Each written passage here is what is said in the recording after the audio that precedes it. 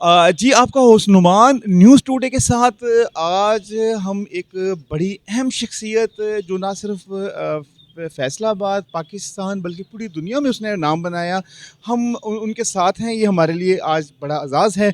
हम उनसे डिटेल बात करेंगे। उसके बाद फिर रोज़नामा चटान में काम किया, फिर एक्सप्रेस में, फिर एआरवाई में 12-14 साल काम किया। दोस्तों को, उनके बच्चों को डिजिटल मीडिया की ट्रेनिंग के लिए, ई-कॉमर्स की ट्रेनिंग के लिए बाकायदा फैसलाबाद प्रेस क्लब इंस्टीट्यूट का क़याम अमल में आया। अमल में लेके आए। जैसे आपने बताया कि बचपन में आपको लिखने का और ऐसा शौक था पढ़ने का, सर इस तरफ फिर कैसे माइल हो गए? कोई दोस्त लेके आया या कुछ ऐसा था? ये कॉलम वाला पेज नहीं पढ़ना तुझे। अच्छा, तो मैंने कहा जी ये क्या मतलब? बस कहते नहीं ना, दिल तुम्हारी एज दिल को नहीं हाथ है। दिल का। हाँ, अच्छा। मेहनत करनी पड़ेगी अच्छी नीयत के साथ और कमिटमेंट के साथ। बाकी सारी चीज़ें ऑटोमेटिक आ जाती हैं।